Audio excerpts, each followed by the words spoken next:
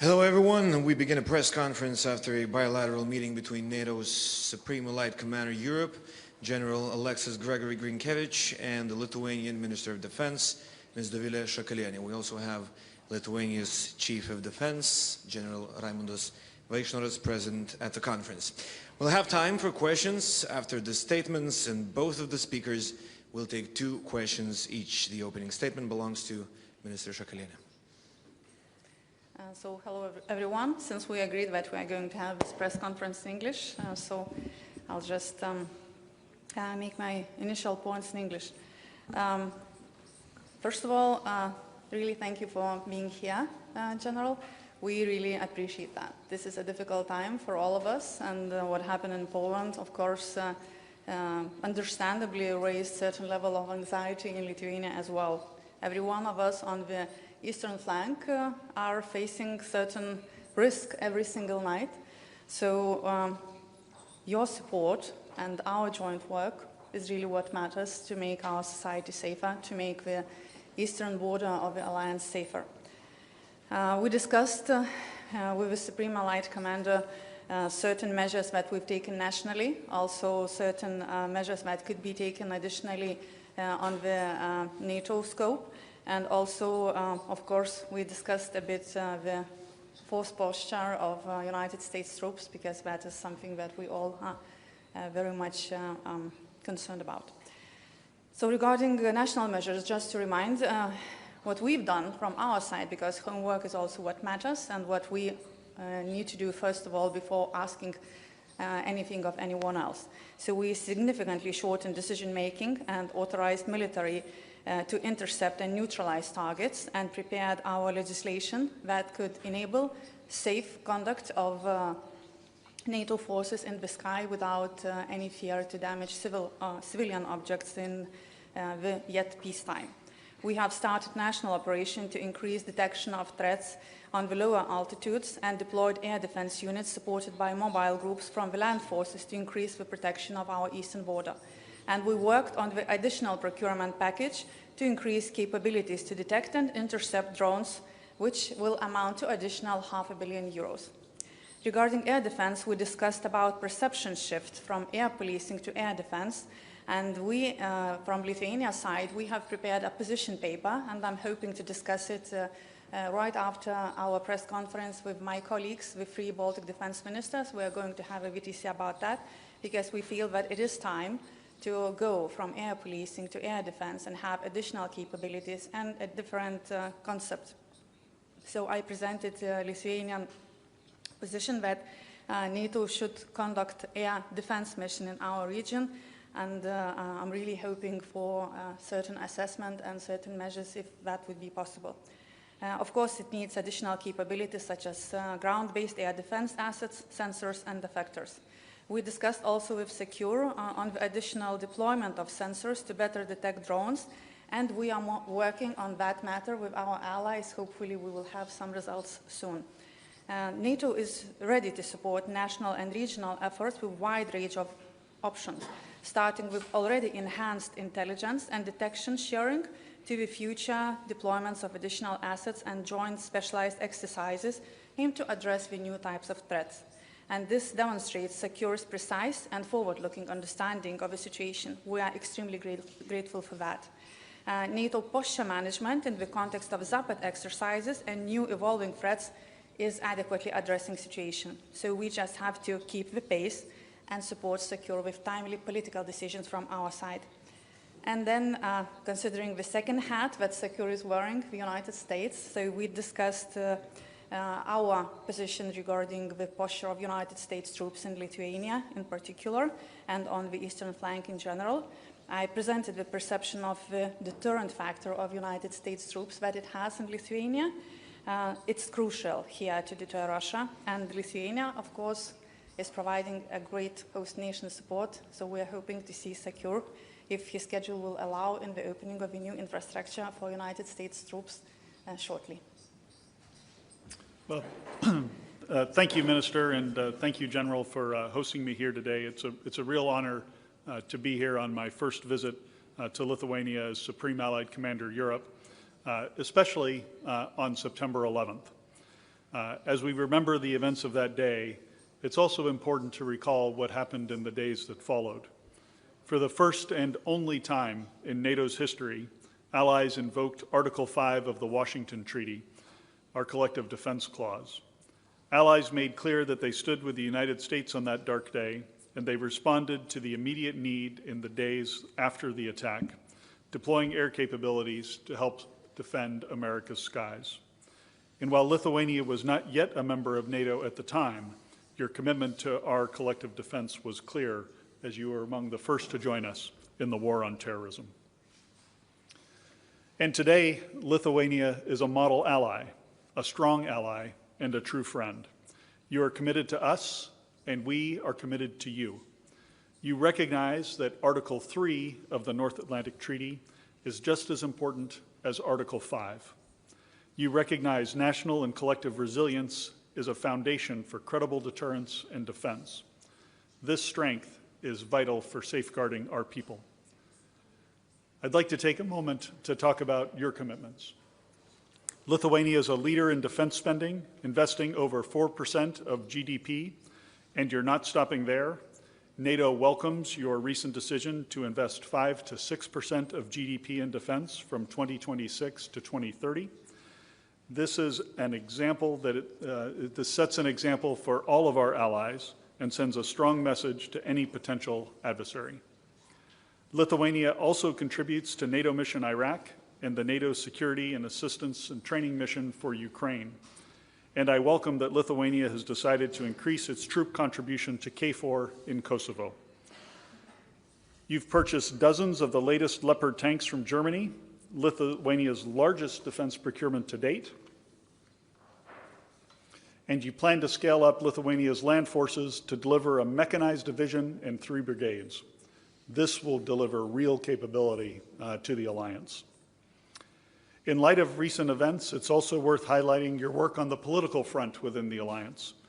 Your actions have allowed NATO to act as we did decisively in the southern border of Poland in recent days, ensuring the right authorities and rules of engagement were in place. So thank you for that political leadership as well. And just as you are committed to us, we are committed to you. NATO land forces forward, led by Germany, with additional contributions from Belgium, Czechia, Luxembourg, the Netherlands, and Norway, are here and growing. Germany will permanently station a brigade in Lithuania. This is a major step to strengthen our deterrence and defense on the eastern flank of the alliance. Thank you for hosting these forces and for all you do to host American forces here as well. Our NATO Force Integration Unit here, which recently celebrated its 10th anniversary, stands ready to facilitate the rapid deployment of additional NATO forces to the region should they be necessary. And NATO's air policing mission, which I again thank you for hosting, provides further protection. Currently, F-200 Typhoons from Spain and Hungarian Jazz 39 Gripens out of Calais fill this mission. They're under the control of Allied Air Command's Combined Operations Center in Germany. Italian F-35s in Estonia are also capable of supporting here in Lithuania or elsewhere. And we're working together closely to protect our population from drones.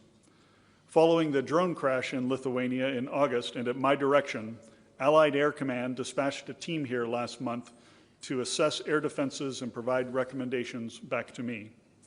As a result, Allied Air Command is now providing the Lithuanian Control and Reporting Center greater indications and warnings of aerial launches against Ukraine, which could cross into Lithuania. Allied Air Command is aligning this work with Lithuania's national air defense effort, Vilnius Shield, which allows for better integration and deconfliction should NATO assets be required to respond. And Minister, I'd like to personally thank you for the work you did at the political level and your aggressive efforts to ensure that NATO forces have the authorities to engage in defense of Lithuanian airspace and the airspace of the alliance if necessary. We've tested this integration. We did it once last month when Lithuania's Crisis Response Center received a shared picture from NATO during a major Russian attack against Ukraine and passing the alert levels that we were setting in Poland. And of course, this was again tested the night before last. Based on the lessons from these events, we're going to continue to work to improve our ability to defend every single inch of Alliance airspace. Thank you again. I look forward to our continued work together to strengthen the Alliance and to defend the Euro-Atlantic area and its 1 billion people. I'm happy to take some questions. Thank you, General. Time for questions. All right, let's start with Martina. Thank you, Martina Pikelytė, news agency ELTA. I have a question to Mr. Grynkewich. So, following the incident in Poland, President Nausėda encouraged to implement a rotational air defense model as agreed at the Vilnius summit. How do you rate the possibilities of implementing this model, and what do you think about the idea of having a Baltic Sentry type of mission for air defense on the eastern flank? Thank you. Now, thank you for that question. The rotational air defense model is one that has a lot of my attention, and that I think, given the events in Poland and the other incursions here in the Baltic states, it's very important to use this as an opportunity for allies to step forward and commit capabilities to that model. I also in our discussions, we talked about the need to move from an air policing model to a broader defensive model and an integrated air and missile defense model that has the air mission and ground-based defense brought closer together. We do this in some areas of the Alliance very well, but we need to do more work on it. So I look forward to working on that moving forward. All right, thank you. Vakaris over there. Hello, Vakaris Jungilis, Baltic News Service. Dear Minister, the German newspaper Bild reported that 2 flying objects violated Lithuanian airspace on Wednesday. Can you confirm that NATO radars detected 2 incursions into the country's airspace at 10 a.m. yesterday? Was it because of this possible incident that NATO fighter jets on police mission were scrambled? What kind of object it was, planes or drones? So maybe I'll answer that in Lithuanian. Is it okay? Kadangi su manimi yra kariuomenės vadas, tai galėsiu teikti daugiau detalių. Esminis dalykas yra tai, kad mes turime dabar padidintą budrumą ir ne vieną kartą kyla naikintuvai, vertindami bet kokį galimą objektą ir po to yra atliekamas vertinimas. Tai jeigu vadas norėtų pridėti.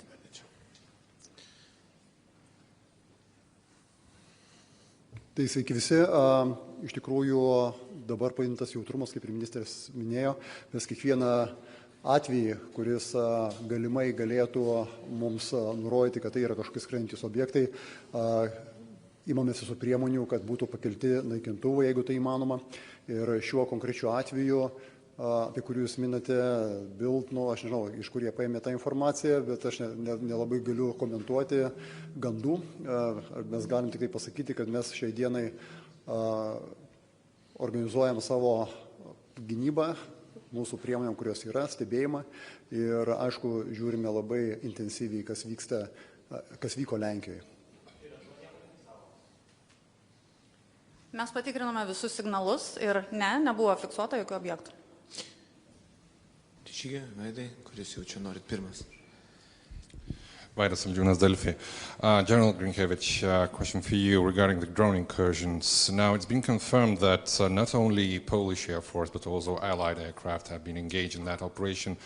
If I'm correct, also under NATO command. So can you give us a bit of a picture how exactly did that work? Was that a Polish request that evening? What was your role in that operation? Did you give the green light? Was that something part of the previous pre-delegated powers to the SACEUR that you would have more flexibility in those situations before Article 4 is involved in the NAC? And secondly, regarding the messaging that you mentioned yourself, that every inch of NATO will be defended. It's an adamant phrase by NATO, repeated again and again, but now you have 300 kilometers of drones flying into the NATO territory, which is about 12 million inches, quite a lot of inches. And the aircraft have engaged the drones with the very expensive missiles, which alone, or a few of them, cost more than all the drones combined. Even if we count the risks that cannot be allowed to take, the costs would be too great not engaging. You have 4 out of 19 drones successfully engaged, which is about 20% success rate. Is that sort of satisfy you as an F-16 pilot yourself and as a SACEUR in a situation? And again, well, how would you message Russia at this point that such occasions will not occur ever again? Because now they can send 20 more drones, 50 more drones, and you will have to engage them the same way. What of it?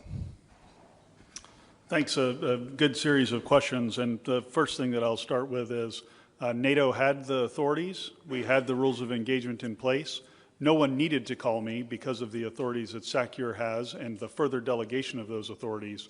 So down at the aircrew level and at the tactical level, our aircrew, our alliance aircrew, did exactly what they were supposed to do, which was defend alliance territory. And that should give everyone a ton of confidence about the importance by which Allied Command operations and I myself take this mission to defend our airspace.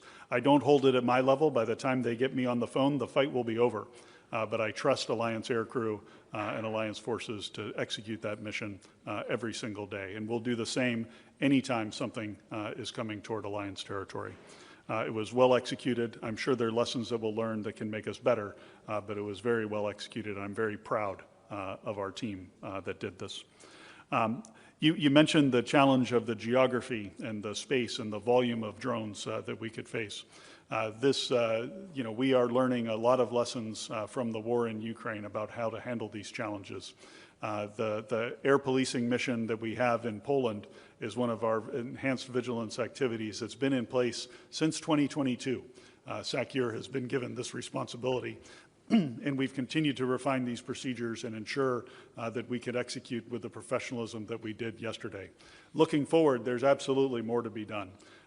There are enhancements to weaponry that allow us to get to a lower cost per engagement that nations have been experimenting with, and will certainly continue to push that with all of the nations in the alliance, all 32, to build ground-based capability and air-based capability that gets us on the correct side of the cost curve.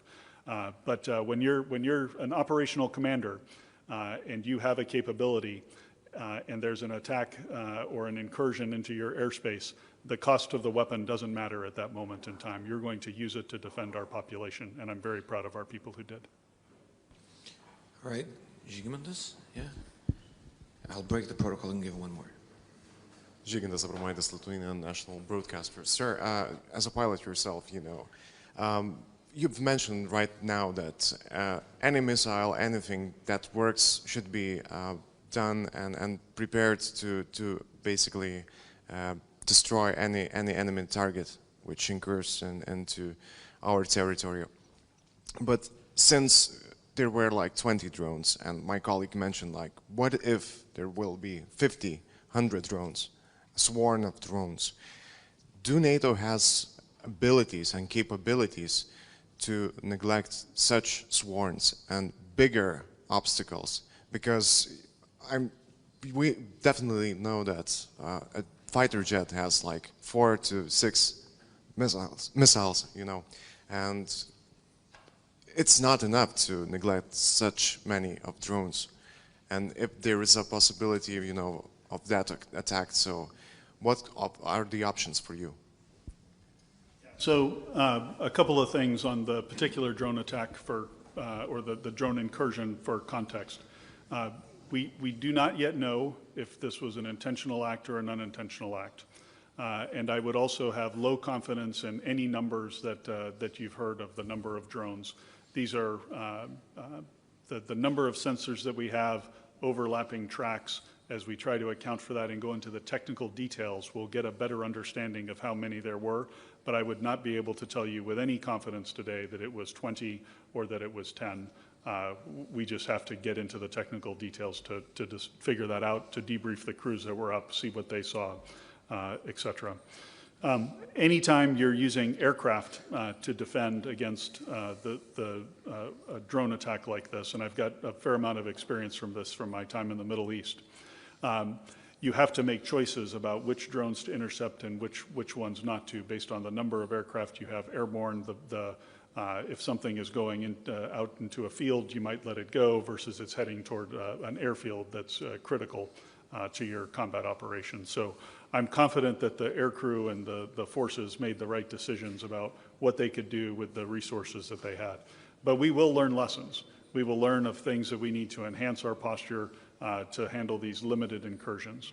Now, switching to the second part of your question, if there were large drone swarms that were coming at us on a daily basis, there's no doubt in my mind if we experience a drone swarm of hundreds, that is not an accident, that is not an incursion, that would be an attack against alliance territory. In that case, you're looking at the activation of plans and the flow of additional capabilities into Allied Command operations and under SACEUR that we would deploy forward to help manage that. I won't get into the details of what our strengths and weaknesses are with that, but in the event of an armed attack and an Article 5 invocation, a lot more things would start to happen, and it would be a very different ball game, as we would say in American English. Thank you. All right, Mindaugas. Aš paklausiu lietuviškai, ministrė, jums klausimas arba vadas, jeigu pakviesite papildyti. Ar galite vis dėlto patikslinti dėl vakarykščių įvykių, kas buvo? Mes gavome žinią, kad buvo pakelti NATO naikintuvai atlikti užduotį. Ko gero, darau prielaidą, kad po kažkokio gauto signalo jie buvo pakelti į orą. Kaip dėl to signalo, ar Baltarusiai iš tiesų informavo mus apie kažkokias galimas grėsmes, nes vakar jūs nedetalizavote, ir paminėjote, jog nebuvo fiksuoti oro erdvės pažeidimai, bet jau pasirodė pranešimai, kad lygtais po pietų gerokai ministerijoje nemažai institucijų susirinko aptarti galimo oro erdvės pažeidimo. Galite patvirtinti, buvo toks susitikimas, nebuvo, ir jeigu buvo, kas buvo aptarta? Tai atskirsiu gal šitą klausimą į dvi dalis. Tai pirmas dalykas dėl Baltarusijos. Visi turbūt žinome, kad tai nėra mūsų partnerė arba sąjungininkė. Tai nekomentuosime Baltarusijos pusės pareiškimų dėl bendradarbiavimo, nei patvirtinsime, nei paneigsime.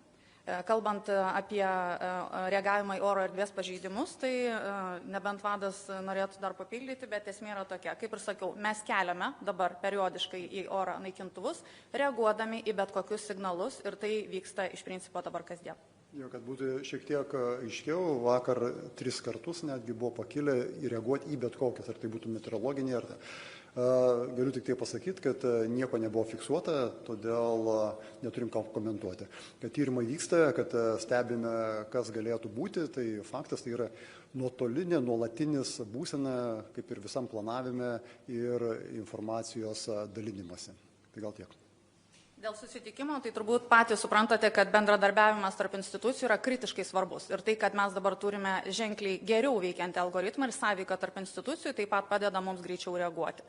Tai šioje situacijoje vidaus reikalų ministerijos, krašto apsaugos ministerijos, užsienio reikalų ministerijos bendradarbiavimas tiek formuojant bendras pozicijas, tiek reaguojant į mums kylančias grėsmes ir kintant iš šių grėsmių paveikslą yra kritiškai svarbu. Dar kartą noriu paminėti, kad vakar turėjau telefoninį pokalbį su savo kolega Lenkijos gynybos ministru.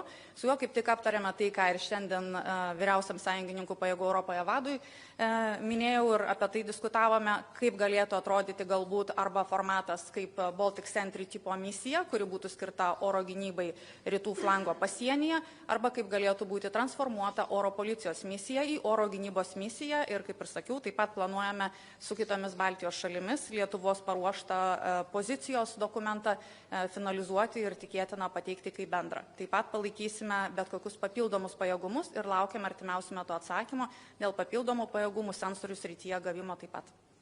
Dėkui. One last very quick one. I'm from South Korean press, KBS. Something to ask you, sir, Defense Minister of Lithuania. Nowadays, Korean people are seeing situations in Europe very carefully in terms of military actions, especially German troops in Lithuania. So my translator will give you my question instead in Lithuanian language. It's a little bit difficult for me to, give the question in English. Labadiena. Saugumo situacija su dronais yra sudėtinga. Ar Vokietijos kariuomenės buvimas Lietuvoje yra pakanka atgrasymo priemonė prieš Rusiją? Jeigu kalbame apie oro gynybą, tai iš tiesų yra viso alijanso pastangos. Visų pirma, tai pati Lietuva nacionalinių lygmenių yra ėmusis nemažai priemonių nuo mobilių oro gynybos vienetų dislokavimo pasienyje iki tam tikros oro erdvės apribojimo, taip pat sisteminių priemonių, kurios įgalins mus žaibiškai uždaryti oro erdvės koridorius, kad galėtumėm naikinti taikinius. Šalia to mes vykdome savo nacionalinius įsigijimus ir taip pat vykdome tam tikrus mokymus ir jų dar turėsime ženkliai ateityje. Tačiau, kai kalbame apie bendrą reagavimą, tai tiek Jungtinių Amerikos valstijų pajėgų buvimas Lietuvoje, tiek Vokietijos sąjungininkų buvimas Lietuvoje prisideda prie atgrasimo. Taip, mes esame pasienyje, tai yra tikrai jautri zona ir nebejoju, kad jūs tikrai labai gerai suprantate, ką reiškia būti labai nesmagaus kaimyno pašonėje ir imtis papildomų karinių priemonių. Tačiau alijanso kontekste, kaip matote, mes reaguojame visi kartu su kitais sąjungininkais taip pat. Tai yra, į orą kyla vengrų naikintuvai, ispanų naikintuvai, taip pat ir iš Estijos bazės atskrenda ir kiti partneriai. Mes turime bendrą reagavimo mechanizmą ir šioje oro erdvėje, naudodamėsi bendra informacija, bendra žvalgybinė informacija ir mūsų sutelktiniais kolektyviniais pajėgumais, vykdome padidinto budrumo veiklą ir jinai tęsis ateityje. All right. Thank you, Minister. Thank you, General. Thank you, General. Thank you, everyone.